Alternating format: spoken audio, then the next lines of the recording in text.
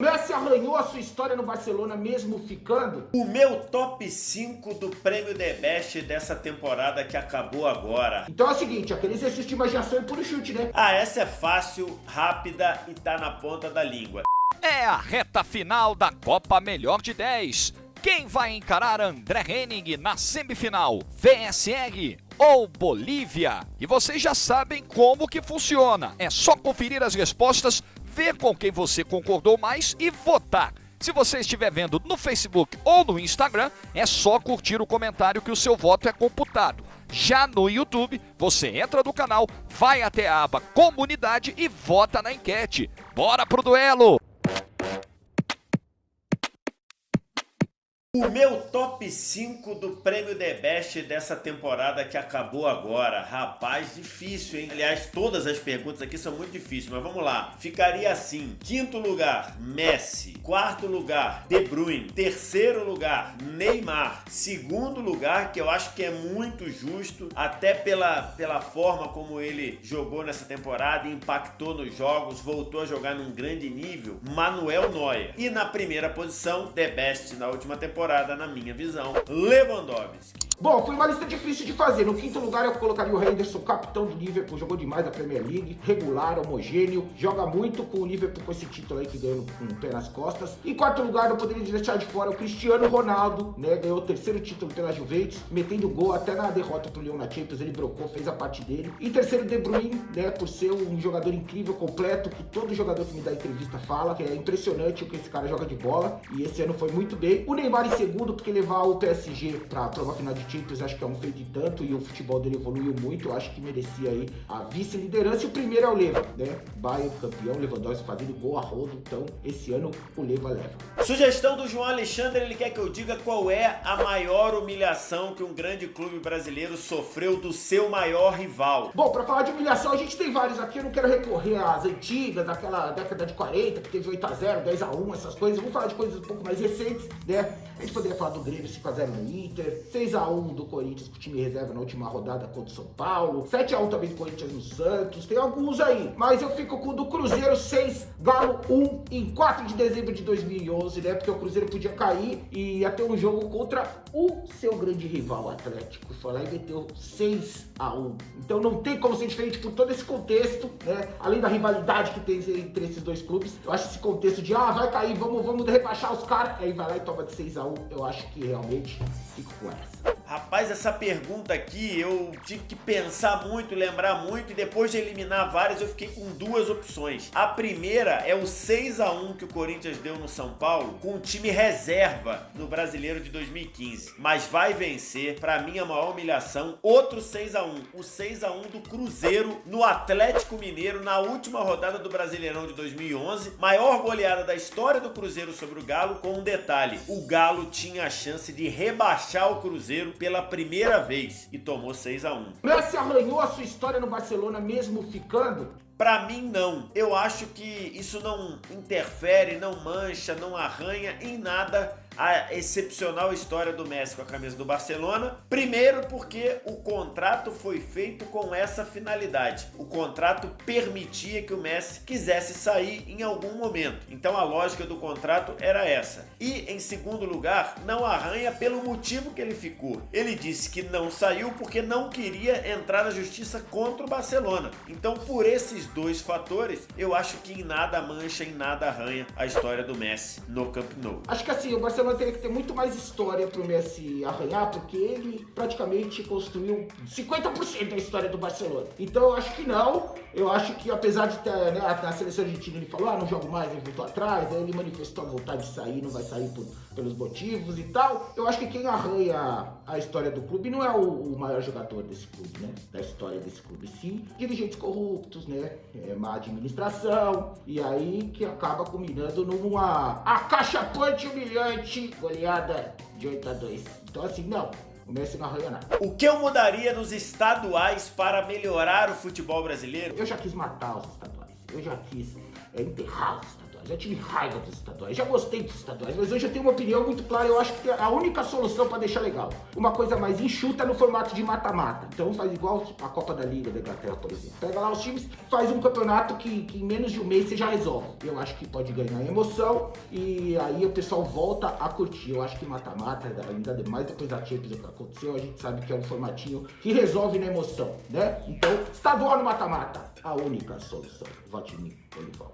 Ah, essa é fácil, rápida e tá na ponta da língua. Eu diminuiria o número de datas do campeonato estadual. Deixaria com 6, 7, no máximo 8 datas. E faria muito rápido, muito fácil. Os campeonatos que tem 12 clubes, 2 grupos de 6, se enfrentam no próprio grupo. E depois você teria para os 2 primeiros semifinal e final. E aí você mata, dá até para fazer a final em 2 jogos. Você mata tudo em 8 datas. Para os campeonatos que tem 16 clubes, como o Campeonato Paulista, 4 grupos de 4, você gasta 3 datas e depois você vai para quartas, semi e final. Dá até para você fazer semifinal e final em 2 datas, em ida e volta, e assim você gasta 8 datas. Com esse formato rápido, ágil, você geraria interesse para o Campeonato Estadual e não ocuparia 16, 18 datas num calendário inchado como o do futebol brasileiro. Diminuir as datas vai valorizar o estadual.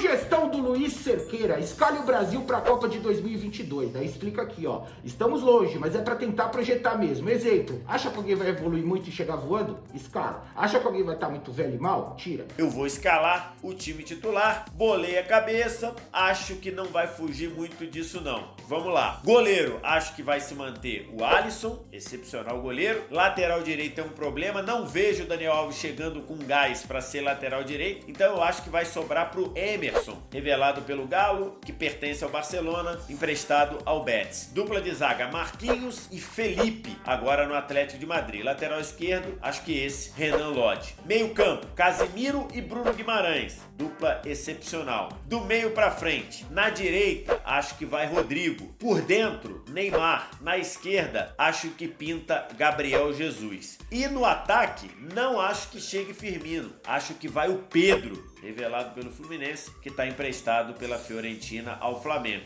Acho que é essa a seleção brasileira que vai representar o Brasil no Catar. Então é o seguinte, aquele exercício de imaginação e puro chute, né? Do que pode acontecer. Eu acho que a gente vai de Alisson. Na lateral direita eu não vejo ninguém que em 2 anos vai chegar atropelando. A gente tem aí bons nomes, mas não vejo ninguém que chegue para ser titular. Então acho que até lá o Daniel Alves vai estar bem. Se não estiver tão bem, acho que vai jogar também, entendeu? O Marquinhos eu acho que tá garantido porque o Thiago Silva e Miranda, né? Já foram.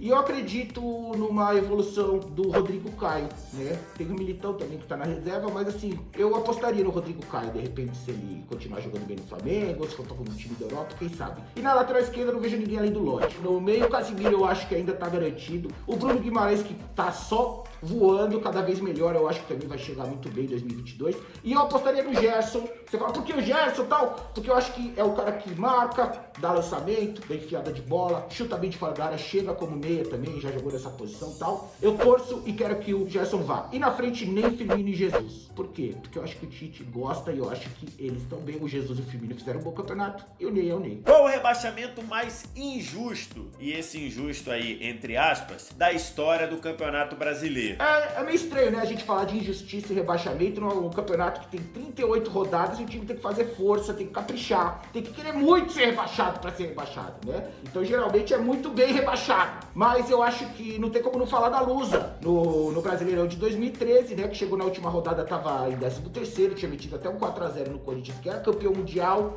O Náutico e a Ponte já tinham caído, aí na última rodada, Flu e o Vasco foram rebaixados. E por quê? Porque conseguiram achar ali um jogador que tava escalado irregularmente, que era o Everton, só que ele entrou no finalzinho do jogo que foi 0-0, então não interferiu em nada. A Portuguesa não ia cair, perdeu 4 pontos, e aí salvou o Fluminense, e ainda mais porque depois disso a Lusa, né, praticamente morreu, tá tentando ressuscitar, mas o negócio implodiu o clube. Então esse foi o mais injusto, e me dói até hoje porque eu gosto da Luzinha. Pra mim, o rebaixamento mais injusto, diante do que a gente sabe e diante do cenário que a gente tem as informações, é o da Portuguesa em 2013. Por quê? Seja olhando a versão oficial de que os dirigentes da Portuguesa não tiveram atenção de que o Everton estava suspenso e aí uma série de fatores acabou colocando ele em campo num jogo em que, mesmo que a Portuguesa perdesse, a Portuguesa se salvaria contra o Grêmio na última rodada e o Everton entrou já no final, não teve impacto no jogo nenhum. Essa versão é injusta com a Portuguesa, porque é uma falta de atenção de pessoas, ou a outra versão, que muita gente acredita, que os próprios dirigentes da Portuguesa venderam o clube e assim escalaram o Everton, ou assim o Everton foi escalado e a Portuguesa rebaixada. Em qualquer uma das versões é o mais injusto, porque no campo a Portuguesa, com muita luta, com muita batalha, se livrou da degola. Sugestão do Diego Yasmin: qual clube brasileiro melhor contratou estrangeiros na última década? Essa pra mim é muito fácil. Cara, é uma pergunta difícil, porque você tem alguns estrangeiros que apareceram bem em vários clubes. D'Alessandro, Guinhazu no Inter, você tem o Kahneman muito bem no Grêmio, você tem o Arrascaeta, que foi muito bem no Cruzeiro,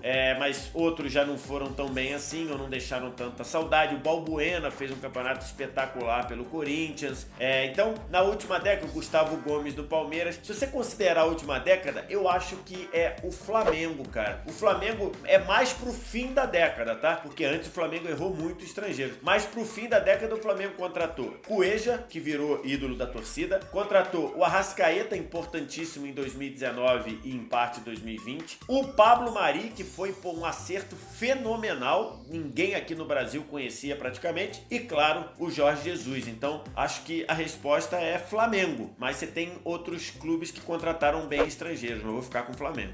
Botafogo. Por que, Bolivão? Seguinte, o Sidor, cracaço, classificou o time pra Libertadores. O Cali, zagueiro, que é até limitado e tal, mas ele fez o gol do título contra o Vasco, né, no Carioca de 2018. Fez o gol, foi pros pênaltis e o Botafogo ganhou. O gol mais importante da carreira dele e tudo mais.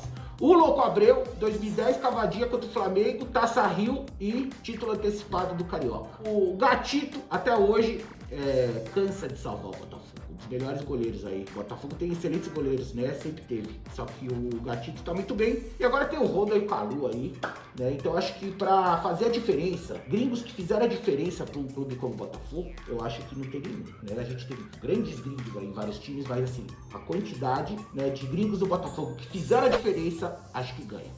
Fogão. Qual jogador merecia um título específico, mas vai acabar se aposentando ou se aposentou sem conquistar esse troféu? Pra mim é o Zico, Copa do Mundo. Merecia uma taça da Copa ao Zico. 82, aquela seleção inteira merecia, e o Zico mais ainda pela carreira que teve, por tudo que ele significou pro futebol, tudo que ele jogou. Eu acho que o Galinho merecia uma Copa do Mundo. Como a pergunta fala em merecimento, eu acho que ninguém mereceu mais ganhar uma Champions League do que o Buffon. Cara, você tem vários outros que você olha e você pensa assim, e você fala, pô, devia ter vencido. O Cruyff vencido uma Copa do Mundo, o Puskás vencido uma Copa do Mundo, o Zico merecido vencer uma Copa do Mundo, muita coisa. O Ronaldo com uma Champions, o Matheus com uma Champions. Então você tem várias situações, vários jogadores. Mas como tá ali a palavra merecimento, pelo que mostrou no longo prazo, a carreira toda, por várias oportunidades que teve, perdeu finais várias vezes na semi, eu acho que é o Buffon com a Champions League. Qual time você acredita que pode surpreender na Copa do Brasil esse ano? Eu acho que os times que estão na Libertadores, eu acho que não entram no rótulo de surpreender, porque são times fortes, eu acho que podem aparecer e podem ir bem no mata-mata. Tem alguns que estão na Libertadores ou que estiveram na Libertadores que você não bota muita fé, tipo Corinthians, né, que caiu lá na primeira fase ou na pré-Libertadores. Então eu acho que dos times que estão aí desde o início e que eu acho que pode apresentar um bom futebol e pode ser muito competitivo na Copa do Brasil, eu acho que é o Vasco. Ele tem um bom goleiro, tem um goleador que praticamente não perdoa na frente, um time com um técnico jogando um ótimo futebol, um futebol de construção, um futebol com ideias. Então eu acho que o Vasco, que já ganhou a competição, tem uma tradição muito grande no futebol brasileiro, brasileiro, eu acho que ele pode ser encarado aí como esse surpresa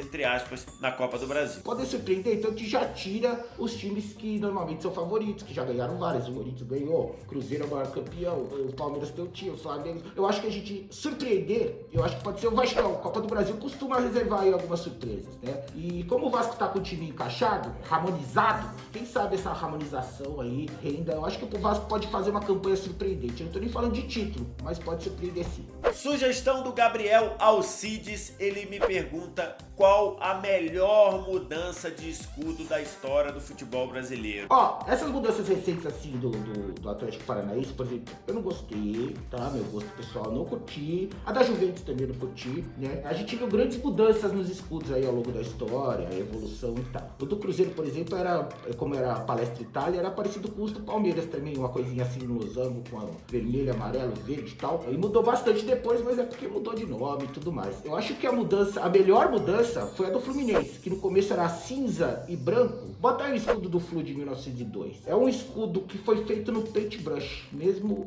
100 anos antes do paintbrush, entendeu?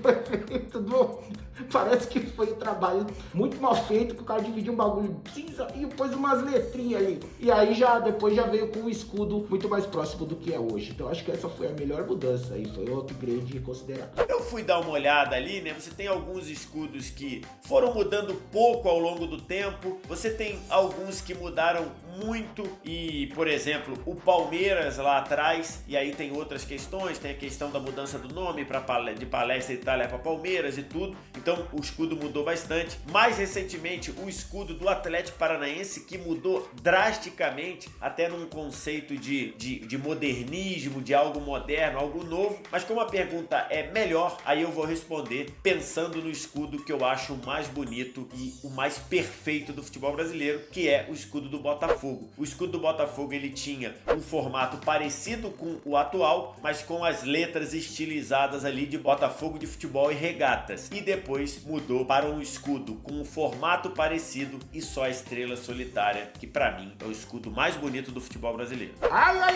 Brasil, é o seguinte, é hora de votar no Bolivão aqui. Eu sei que você concordou comigo em muitas coisas, eu sei que você gostou do que eu falei, eu sei que você sabe, que eu sei que você sabe, que foi tudo aqui do fundo do meu coração e do meu achismo. Então é o seguinte, Brasil, vota no Bolivão, que na semifinal eu já tô aqui, ó, coçando pra pegar o André Henning. O que eu tinha pra argumentar tá aí, respostas rápidas, embasadas, e agora eu conto com você. Se você concordou com o que eu falei, vota em mim e ajude a me levar pra semifinal da Copa. Conto com você.